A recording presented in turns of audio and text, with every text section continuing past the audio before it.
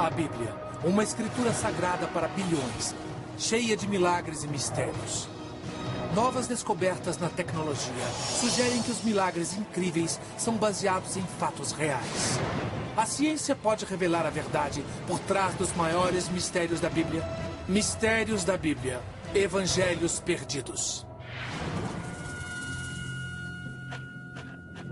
Inverno de 1886. Arqueólogos franceses procuram artefatos na área cristã de um cemitério no Alto Egito. De repente, eles fazem uma descoberta que abala a essência da história cristã.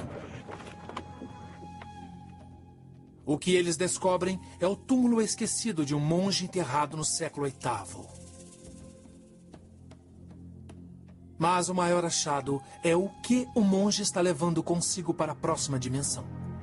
Aqueles que enterraram o monge aparentemente pegaram este livreto de papiro e colocaram junto ao corpo. Assim ele poderia entrar na próxima vida com um de seus livros preferidos. Ele contém não o Mateus, Marcos, Lucas e João, mas ele contém o Evangelho de Pedro. Aparentemente, o livro é um evangelho de verdade, um relato em primeira mão da vida de Jesus. No entanto, o texto teria sido escrito pelo apóstolo Pedro. Há quase 2000 anos, tudo o que os cristãos sabiam sobre Jesus vinha dos evangelhos da Bíblia cristã, nos relatos de Mateus, Marcos, Lucas e João. Seria aquele um relato perdido real da vida de Jesus, escrito por Simão Pedro, o líder escolhido dos apóstolos? A descoberta disparou ondas de choque pelo mundo dos estudos bíblicos, e essa onda de choques continua, enquanto novos evangelhos perdidos, emergem em inúmeras escavações arqueológicas. O Evangelho de Tomé, o Evangelho de Maria Madalena e até o Evangelho de Judas. A descoberta deles revelou histórias chocantes e controversas sobre Jesus e sua mensagem. Histórias que foram omitidas pela igreja.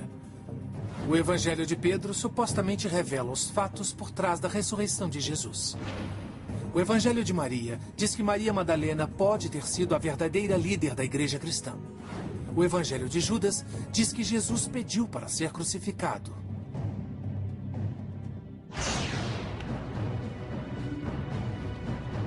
Serão eles relatos confiáveis da vida e morte de Jesus? E se são, por que foram banidos? Com a aplicação de tecnologia de ponta, como microscópios eletrônicos, datação com carbono 14, paleografia e os avanços mais recentes na arqueologia, os especialistas vão examinar os evangelhos perdidos para determinar sua idade, sua fonte e se eles contêm verdades esquecidas da crença mais difundida no mundo. A descoberta dos evangelhos perdidos também revela uma batalha secreta, agora esquecida, mas um dia vital. A batalha pela alma da cristandade.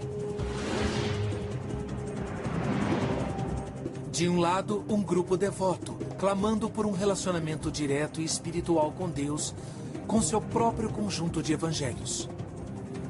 De outro lado, a crescente hierarquia do cristianismo ortodoxo, que aceita apenas 4 evangelhos. O resultado desta batalha iria determinar o futuro do cristianismo.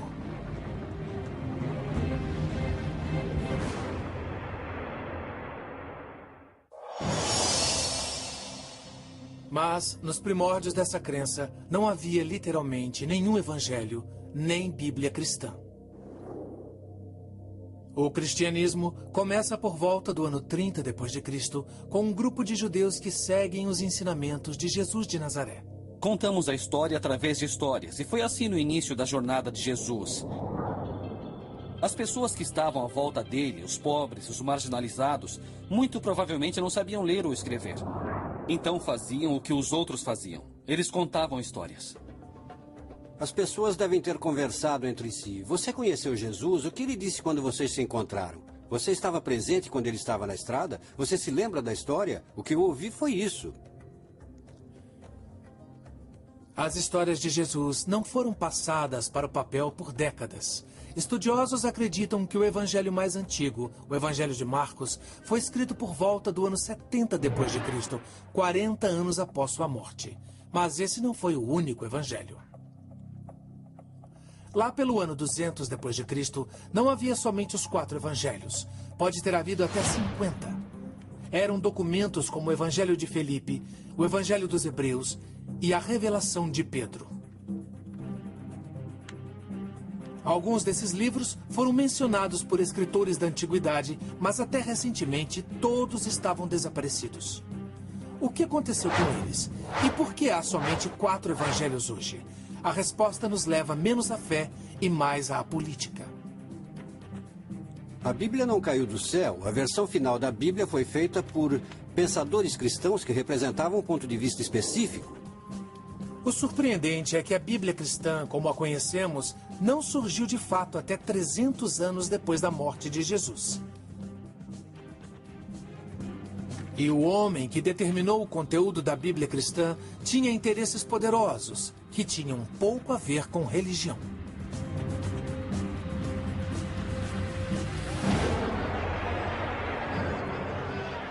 No ano 312 d.C., o imperador romano chamado Constantino, um pagão que acreditava em vários deuses, alegou ter tido uma visão da cruz antes de uma batalha. Depois de sua vitória, ele se converteu ao cristianismo e o declarou religião semi-oficial do Estado. Constantino queria controlar essa nova religião para unificar o Império Romano, que estava se desmantelando. Naquela época, o cristianismo era uma religião mal organizada, uma coleção de igrejas com crenças diversas e escrituras diversas. O imperador pretendia mudar isso. O que ele notou, porém, foi que essas pessoas não eram bem organizadas. E se havia uma coisa que os romanos sabiam fazer, era organizar. No ano 325 d.C., o imperador Constantino convoca o Concílio de Niceia para estabelecer a doutrina básica do cristianismo. Ele reúne os líderes religiosos mais poderosos de todo o mundo para discutir a oficialização de uma religião cristã formal. Uma das coisas interessantes é que se torna claro que ele está primeiramente interessado na unidade. Ele quer que a religião cristã forneça a base ideológica para o império. O objetivo do Concílio de Constantino era unificar a fé religiosa e politicamente. Depois de semanas de debate, os vários bispos e padres concordaram com um conjunto de princípios que unificaria todo o cristianismo e colocaram a religião sob o controle firme do imperador. E então ele usou sua autoridade para dizer: muito bem, pessoal, é isso aí. As coisas mudaram drasticamente com Constantino. Temos uma redefinição total de como Deus deve ser entendido. Deus agora é o protetor do Estado que procura usar a religião para seus próprios interesses de unificação, porque não se pode ter discordância e governar um Estado. Constantino também unificou os evangelhos cristãos e limitou os evangelhos que considerou apropriados para a religião do Estado. Apesar de o Concílio de Niceia não ter decidido oficialmente o conteúdo da Bíblia cristã, Constantino deixou claro quais evangelhos ele considerava aceitáveis. Ele encomendou a criação de 50 cópias de uma Bíblia cristã que continha apenas os evangelhos de Mateus, Marcos, Lucas e João. O que aconteceu com os outros evangelhos? No ano 382 d.C., outro concílio religioso literalmente proibiu que os cristãos os lessem. Sob o imperador cristão Teodósio, todos os outros evangelhos foram considerados heréticos. Foram banidos ou enterrados, seus donos presos e às vezes executados. Havia vários outros textos que verdadeiros cristãos devotos amavam. Eles devem ter sido lidos por muito tempo, até que os bispos chegaram para dizer: não deveis ler isto, mas deveis ler aquilo. O que estava escrito nesses evangelhos perdidos? O que os tornava tão ameaçadores que tiveram que ser banidos ou destruídos? Ninguém soube por quase 2000 anos. Mas em 1886, o Evangelho de Pedro emergiu das areias do deserto egípcio. Outras descobertas espantosas se seguiram no século XX. Os Evangelhos de Tomé, de Maria Madalena, de Judas. Esses evangelhos perdidos revelam uma visão muito diferente de Jesus. Uma abordagem diferente da espiritualidade. E uma versão do cristianismo que um dia ameaçou a base da própria fé.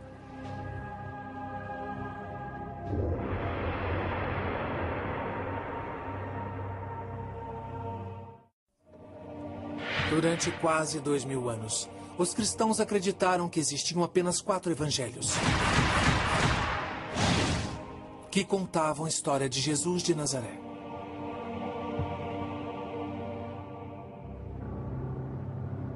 Em 1886, o Evangelho de Pedro foi o primeiro evangelho perdido descoberto em séculos, sugerindo a existência de uma história secreta de escrituras proibidas.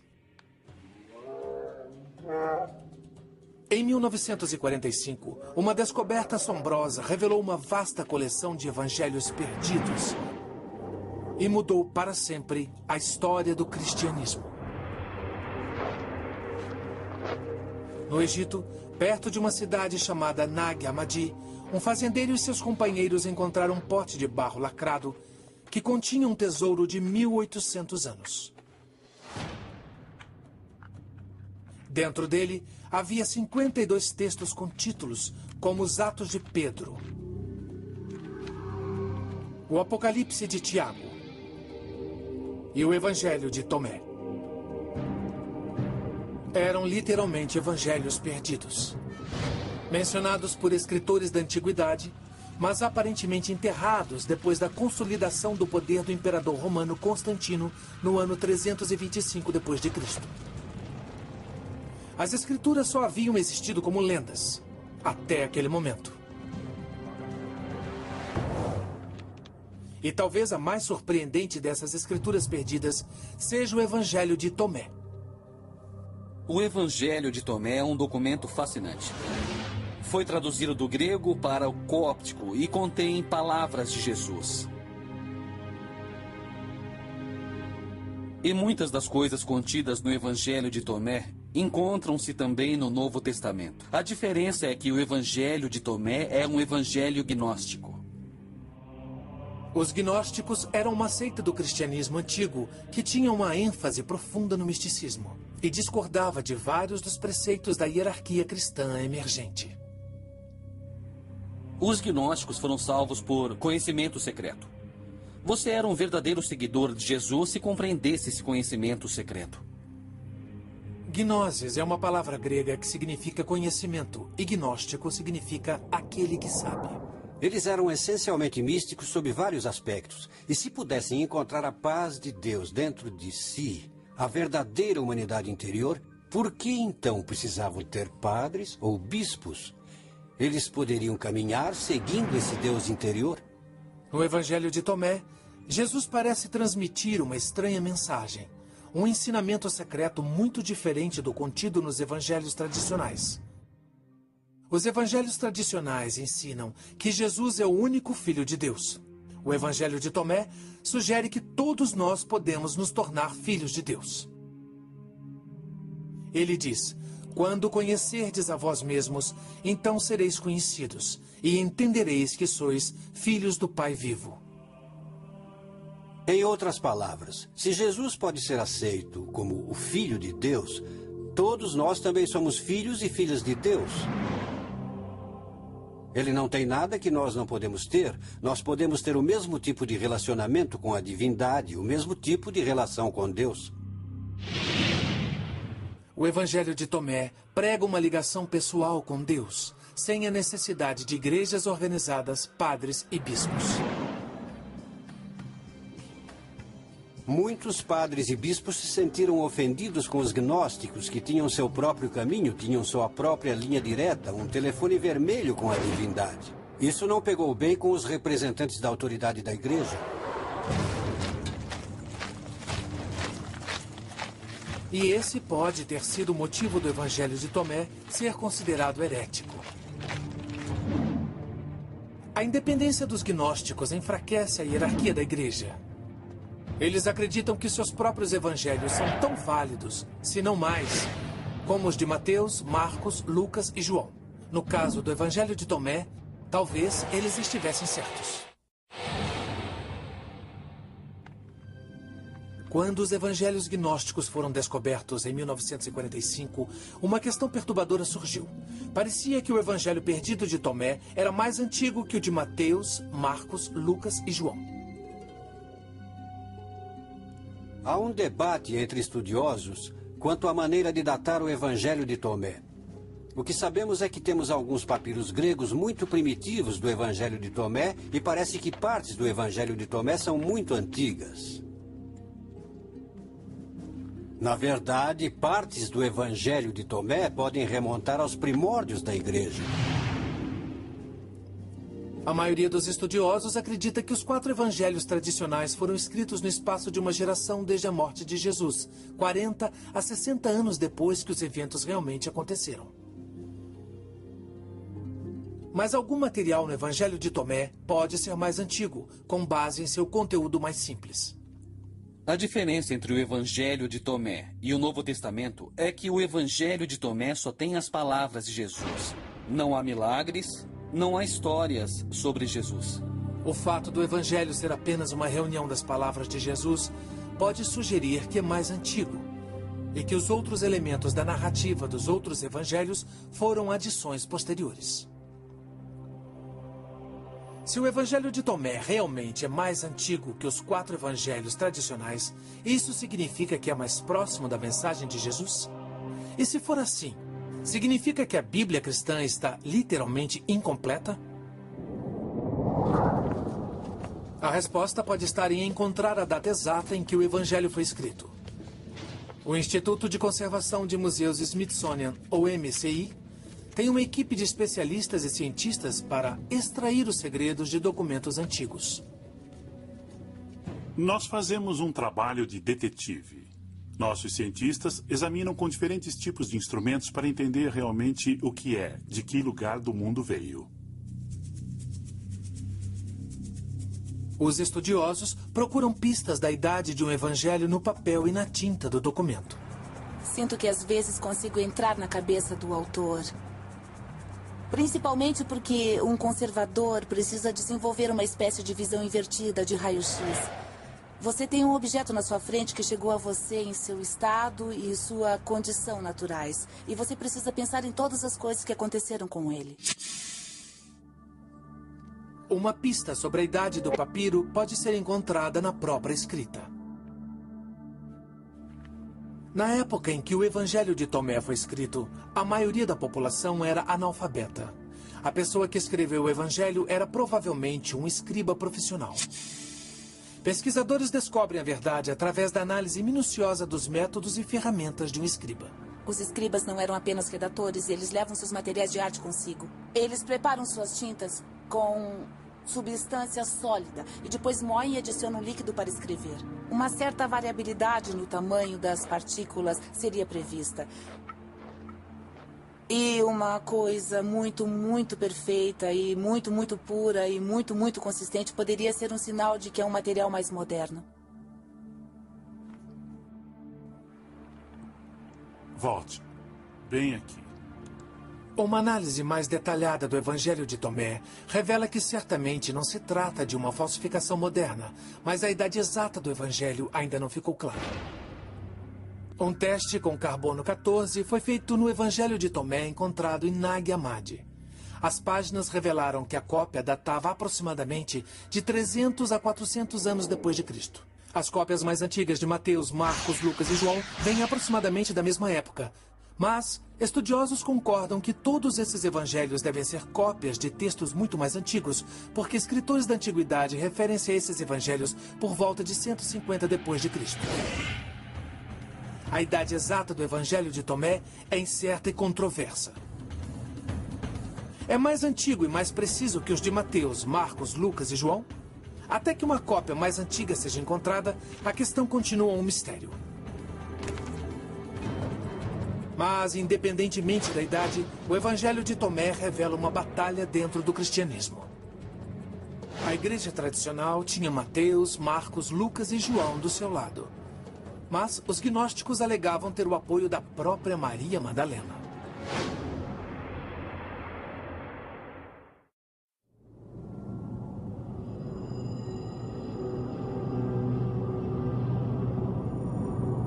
Durante séculos, os cristãos acreditaram haver apenas 4 evangelhos que revelavam a vida e a mensagem de Jesus de Nazaré.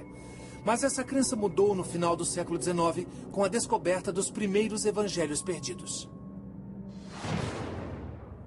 Uma das mais impressionantes escrituras esquecidas foi descoberta no Egito, em 1896. Um evangelho com um autor muito surpreendente. É um evangelho escrito em nome de uma mulher. E não uma mulher qualquer, mas aparentemente Maria Madalena. E não a Maria Madalena que tem um papel na igreja, que é a prostituta arrependida e assim vai. Esta é a Maria Madalena, que é uma discípula amada. Ela é parte do círculo íntimo. Poucos fragmentos sobrevivem, mas eles põem o verdadeiro significado de Maria em perspectiva. Se o Evangelho de Maria é autêntico, significa que as mulheres um dia foram líderes poderosas na igreja cristã. Significa que Maria Madalena não era uma prostituta recuperada, mas a líder dos apóstolos. E numa religião dominada por homens durante séculos, significa que o evangelho mais importante foi escrito em nome de uma mulher.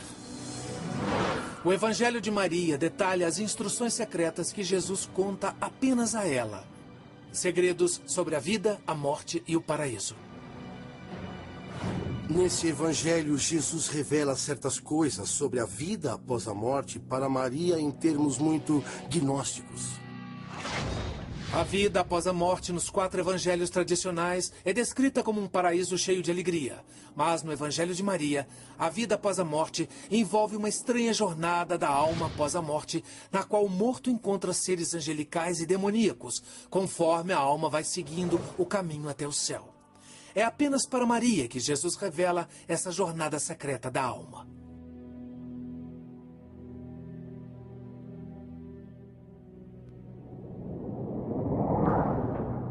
O Evangelho relata que Pedro, o líder dos apóstolos, reage de forma explosiva a essa revelação. Pedro diz: ele realmente falou com uma mulher sem nosso conhecimento? Devemos nos voltar e ouvi-la? Ele a preferiu a nós? No Evangelho, os apóstolos ignoram a condenação de Pedro e apoiam Maria, dizendo: se o Salvador a fez digna, quem é você para rejeitá-la? O significativo é que havia uma espécie de ligação espiritual, que Maria era tida como uma pessoa de dentro, uma líder. Alguém que tinha a habilidade de motivar os outros, e esse era seu verdadeiro dom. Ela compreendia o pensamento de Jesus e era capaz de disseminá-lo. Esse evangelho dá uma visão muito diferente do que é a mensagem de Jesus. E mostra Maria Madalena como aquela que entende esse ponto de vista de um jeito que os outros discípulos não entendiam. Mas esse texto é um verdadeiro evangelho? O relato testemunhal de Maria Madalena? Se é, ele pode mudar a história cristã e revolucionar o papel das mulheres na igreja cristã. A resposta está na idade do evangelho. Ele é mais antigo que os 4 evangelhos tradicionais? E pode ele ter sido escrito pela própria Maria Madalena?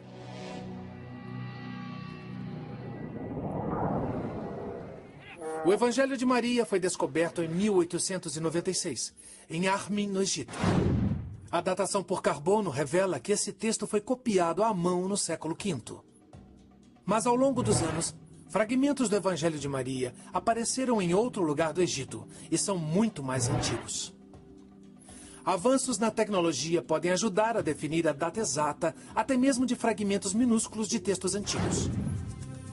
O uso do microscópio 3D permite aos cientistas focalizar os detalhes que dão dicas de sua idade. A esse nível de detalhamento, uma amostra moderna de papiro não guarda nenhuma semelhança com um texto antigo. Se isso tivesse 2000 anos de idade, a superfície não seria tão brilhante, seria mais fosca, porque as fibras estariam gastas, criando uma espécie de ranhura na superfície, quase como camurça. Testes como esses ajudaram a fornecer uma data muito precisa para os fragmentos mais antigos do Evangelho de Maria. Eles foram escritos aproximadamente no ano 200 depois de Cristo. A linguagem e o vocabulário também sugerem que o Evangelho de Maria foi escrito durante o século II e não na época de Jesus. Assim, é altamente improvável que Maria Madalena tenha escrito o Evangelho que leva seu nome. A maioria dos estudiosos acredita que ele foi criado por um cristão gnóstico durante o século II que queria invocar a autoridade da apóstola. Não sabemos quem foi o autor, mas muitos imaginariam que realmente há uma voz feminina e uma perspectiva feminina a ser vista aqui. E talvez seja o caso de admitir que há uma voz a ser ouvida que foi reprimida nos outros evangelhos. Talvez, e mais importante, o Evangelho de Maria revele um grande conflito no início da igreja sobre o papel das mulheres. A ideia da liderança feminina é um dado muito interessante a se analisar nos primórdios da história cristã. E o Evangelho de Maria é uma espécie de testemunho disso. O fato de Maria ser líder e mulher é um conceito revolucionário na igreja antiga. A possibilidade de existir um Evangelho de Maria é uma indicação de que realmente existiram pessoas como os gnósticos que eram muito mais abertos à inclusão das mulheres como membros ativos da comunidade. Na verdade, algumas pessoas da igreja ortodoxa que surgia reclamavam disso. Quer dizer que há mulheres ministrando os sacramentos? Existem mulheres que são ordenadas entre os gnósticos? Que vergonha! Os gnósticos não viam nenhuma vergonha nisso. Assim, a existência de um texto como o Evangelho de Maria está perfeitamente de acordo com o ponto de vista deles. Em 1886, arqueólogos franceses que trabalhavam no Egito descobriram um antigo túmulo cristão com um tesouro extraordinário. Entre as mãos de um monge do século VIII estava um livro chamado Evangelho de Pedro. Foi um dos primeiros evangelhos perdidos descobertos. Poderia ele ser o verdadeiro relato perdido da vida de Jesus, escrito por Simão Pedro, o líder dos apóstolos escolhido por ele? Se fosse, mudaria a história do cristianismo, já que o Evangelho de Pedro conta uma versão muito diferente da vida de Jesus. O que nós temos é muito precioso e muito empolgante. É uma história antiga, mas uma história alternativa. No Evangelho de Pedro, os romanos são surpreendentemente solidários. Ele diz que Jesus não sentiu dor na cruz. Mas a diferença mais chocante é que o Evangelho de Pedro supostamente traz um testemunho real da própria ressurreição. É o único evangelho que temos que tenta contar a história do que aconteceu durante a ressurreição. Todos os evangelhos bíblicos falam dos resultados da ressurreição, que o túmulo estava vazio, mas eles não falam do momento da ressurreição propriamente dito. A descrição começa na terceira manhã, após a morte de Jesus, enquanto os soldados romanos vigiam o túmulo do Messias. O Evangelho de Pedro diz: o túmulo foi aberto e aqueles soldados viram, pois estavam montando guarda. E segundo explicaram do que haviam visto, eles viram 3 homens saírem do túmulo. Quando eles saem, estão amparando um terceiro, supostamente Jesus. E então uma voz profunda aparece e diz: Então vocês rezaram por aqueles que morreram? A ressurreição termina com Jesus e os outros 2 seres elevando-se ao céu, deixando as testemunhas oculares assustadas e maravilhadas. O Evangelho termina com a alegação de que se trata do testemunho do próprio apóstolo Pedro. Poderia esse livro realmente ser o trabalho do líder dos apóstolos do primeiro Papa? Ele foi escrito na mesma época ou antes dos 4 evangelhos tradicionais? Ou é um relato mais recente, portanto uma falsificação, fazendo-se passar pelo testemunho real de Pedro? As evidências arqueológicas são incertas. O evangelho encontrado em 1886 foi datado no ano 700 depois de Cristo. 7 séculos após a morte de Pedro. Fragmentos do ano 500 depois de Cristo apareceram em outros locais, mas ainda muito tardios para terem vindo diretamente do apóstolo. Minha nossa, vai ser uma loucura montar esses negócios. Graças a Deus não vou ter que fazer isso. Mas o evangelho foi mencionado por escritores cristãos da antiguidade. Um bispo de onde hoje é a Turquia mencionou o livro pelo nome por volta de 190 depois de Cristo. Podemos remeter o evangelho ao século II, mas não antes disso. Tudo indica que esse é um texto do início do século II. Nós achamos que é um texto do início do século II porque ele utiliza material de todos os 4 evangelhos existentes. As histórias do Evangelho de Pedro são tão semelhantes aos outros evangelhos que parece provável que tenham sido simplesmente copiadas. Quem quer que tenha escrito esse evangelho no século II alegou que era o trabalho do apóstolo Pedro para dar ao texto mais autoridade. Era um recurso comum no mundo antigo. Quando algumas pessoas queriam comunicar uma ideia que consideravam verdadeira ou importante para o movimento cristão antigo, elas não diziam com suas próprias vozes, mas utilizavam a voz de alguém que se sabia que tinha autoridade. Nesse sentido, o Evangelho de Pedro não é um relato real, mas uma falsificação. No entanto, isso traz uma questão importante e perturbadora. Se o Evangelho de Pedro é uma falsificação, então os evangelhos de Mateus, Marcos, Lucas e João também são falsificações. Não sabemos quem foram os autores, mas os textos foram escritos em nome de Mateus, Marcos, Lucas e João, porque esses eram grandes homens do passado. A verdade dessa questão é que quase certamente não foram escritos por Mateus, Marcos, Lucas e João. A maioria dos estudiosos concorda que mesmo os 4 evangelhos tradicionais não foram escritos pelos apóstolos que lhes deram os nomes, mas por seguidores desses apóstolos. Se os evangelhos de Mateus, Marcos, Lucas e João não foram mesmo escritos pelos apóstolos, então isso significa que o evangelho de Pedro ou o evangelho de Maria podem ser considerados autênticos também? A resposta ainda não está clara para os historiadores. Mas há elementos no Evangelho de Pedro que sugerem que não é um testemunho de ninguém, muito menos do apóstolo Pedro. A história que ele narra contém material altamente suspeito. Na cena da ressurreição, Jesus e os 2 seres angelicais se erguem além das nuvens. E atrás de Jesus, surge do túmulo a verdadeira cruz que fala. O Evangelho diz que eles ouviram uma voz vinda do céu. Vocês rezaram por aqueles que estão adormecidos? E a resposta veio da cruz: sim. O Evangelho de Pedro é muito fantasioso, com esses gigantes cujas cabeças alcançavam as nuvens e depois uma cruz que fala. Quer dizer, é demais para alguém acreditar, ainda mais se pretende ser uma pessoa centrada e sóbria na igreja antiga. Esse talvez seja um dos motivos por que o Evangelho de Pedro não foi aceito quando Constantino convocou o Concílio de Nicéia. Mesmo assim, ainda havia grupos de cristãos devotos que consideravam esse livro sagrado. Sagrado bastante para ser enterrado com um monge por volta do ano 700 depois de Cristo. Eu, particularmente, prefiro a ideia de que há um monge agarrado a esse texto não apenas nesta vida, mas na próxima vida. O Evangelho de Pedro foi descoberto em 1886 e foi um dos primeiros evangelhos perdidos encontrado. E um dos mais recentes evangelhos perdidos foi descoberto em 2006.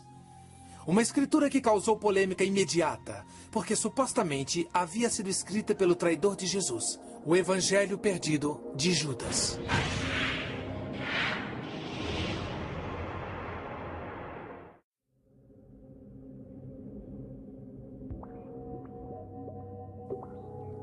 A descoberta de evangelhos perdidos no século XX mudou nossa compreensão da história cristã.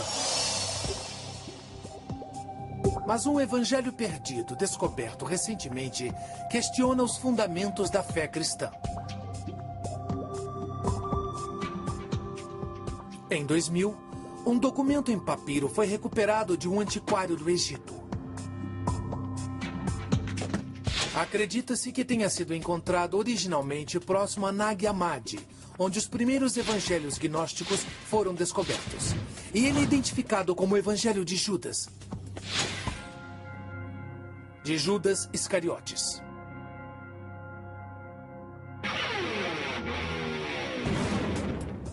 Quando foi originalmente divulgado, o apelo era que Judas foi um herói, passou de traidor de Jesus nos evangelhos bíblicos a aquele que é elevado aos céus, porque simplesmente realizou a vontade de Deus. Na versão cristã tradicional da história da crucificação, Judas entrega Jesus aos romanos e é taxado de vilão. Mas neste evangelho, a história da traição é transformada numa história de sacrifício pessoal. No evangelho, Jesus reconhece Judas como o mais sábio dos apóstolos. Ele é tudo sobre Jesus e Judas. Judas é considerado um discípulo muito especial. Ele é o esclarecido e é aquele que parece ter mais discernimento de quem realmente é Jesus. Jesus diz que Judas vai entregar apenas seu corpo físico aos romanos. Ele próprio vai escapar da crucificação e retornar ao plano espiritual. Isso é um sinal claro de que o evangelho tem raízes gnósticas. Esses caras não acreditavam que Jesus fosse realmente humano. Ele só aparentava ser humano, ele era um espírito, por assim dizer. E a ideia do gnosticismo era se livrar desse disfarce, dessa roupagem, desse elemento humano para poder retornar à pura forma de um ser espiritual. É uma inversão notável dos evangelhos cristãos tradicionais. E foi polêmico desde o momento de sua publicação em 2006. Se fosse um evangelho autêntico, escrito por Judas, iria reescrever a história cristã e a teologia. Mas muitos estudiosos acreditam que o evangelho de Judas só poderia ser uma fraude. A ideia de um evangelho de Judas Iscariotes é tão provocadora que muitas pessoas a consideraram. Seria possível que fosse uma fraude? Teoricamente, uma pessoa com um senso de humor perverso ou um desejo de enganar o mundo poderia pegar um papiro antigo, criar um texto e se divertir à beça com o mundo. O Evangelho de Judas foi submetido a semanas de investigação. Apesar de sua fonte inesperada, os especialistas estabeleceram que não era uma falsificação, mas provavelmente não era tão antigo quanto os evangelhos tradicionais. Os estudiosos acreditam que o Evangelho de Judas remonta a uma data entre 280 e 330 d.C., quase 300 anos depois da morte de Judas. Obviamente não é um testemunho e foi escrito depois dos 4 evangelhos tradicionais datados do século II. Mas a própria criação do Evangelho de Judas destaca o crescente conflito entre cristãos gnósticos e a igreja tradicional por volta do ano 300 d.C. Você escreve esse evangelho e o atribui a Judas porque é uma maneira de fazer as pessoas pensarem de um jeito diferente sobre todos os personagens e de mudar as regras do jogo, de inverter as coisas. Assim, se você diminuir a importância dos apóstolos e aumentar a de Judas, você terá reconfigurado a maneira como o mundo é visto. Porque o evangelho de Judas critica fortemente a igreja que surge das regras apostólicas. Eles realmente acreditavam que tinham alguma coisa por dentro que dava a eles uma espécie de acesso direto ao divino. Eles não precisavam ter padres e bispos. Eles não precisavam obedecer a esse tipo de autoridade.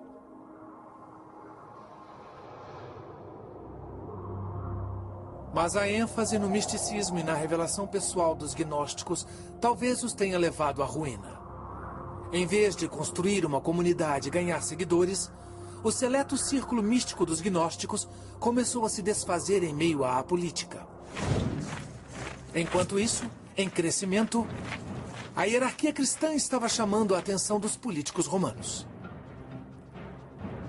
Com o Concílio de Nicéia em 325 d.C., o imperador Constantino solidificou a base de poder dos bispos mais ortodoxos e sua hierarquia.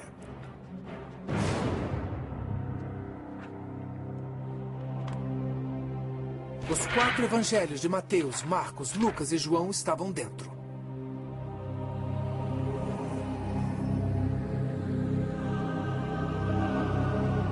Os evangelhos gnósticos estavam fora. Pelo menos oficialmente. É importante ter em mente que esses outros evangelhos que estão no Novo Testamento foram de fato lidos pelas pessoas, valorizados e amados pelas pessoas durante muito tempo. Mas o que essa evolução histórica do Novo Testamento diz sobre a legitimidade dos evangelhos perdidos? O estudo dos evangelhos perdidos é muito fascinante, na verdade. Ele nos ajuda a entender as pressões culturais que o cristianismo sofria e o que ele enfrentava. É bem fascinante imaginar o que teria acontecido em Nicéia e depois disso se uma perspectiva gnóstica tivesse levado a melhor. Eu imagino que haveria uma percepção mais mística, uma noção mais introspectiva do que significa ser motivado como um seguidor de Jesus. Teria sido uma igreja bem diferente, com características diferentes e um significado diferente, um significado mais místico. Mas os gnósticos não levaram a melhor em Nicéia. E em algum lugar, num monastério no deserto egípcio, um grupo de monges gnósticos deve ter se preocupado com o destino de seus amados evangelhos. Eles deviam adorar esse tipo de literatura até aquele dia fatídico em que o arcebispo Atanásio de Alexandria anunciou a todos os monges: está na hora de jogar fora os livros heréticos e ler os livros bíblicos. Talvez os monges tenham retirado com pesar esses livros preciosos da biblioteca de Nag Hammadi e não tenham conseguido destruí-los. Então eles os esconderam em um pote. Assim durariam para sempre, ou quase para sempre. Pelo menos até que pudéssemos encontrá-los na nossa época e lê-los outra vez. Por um milênio, a Bíblia Sagrada com os 4 evangelhos do Novo Testamento foi tida como a verdadeira história de Jesus. Alguns acreditam que os evangelhos perdidos revelam o caminho não percorrido pelo cristianismo. Outros acreditam que o caminho não foi percorrido por algum motivo. Sabe, a expressão é que, às vezes, a história é escrita pelos vencedores. E a ideia é que agora os perdedores tomam a palavra. E a palavra dos perdedores tem valor, mas a outra metade da expressão precisa ser dita. Às vezes, os vencedores merecem vencer. Séculos depois de terem sido entregues às areias do deserto, os evangelhos perdidos continuam polêmicos. E talvez esse próprio fato seja um testemunho do poder da palavra escrita de transmitir fé, esperança e mistério no decorrer dos séculos e por todo o mundo.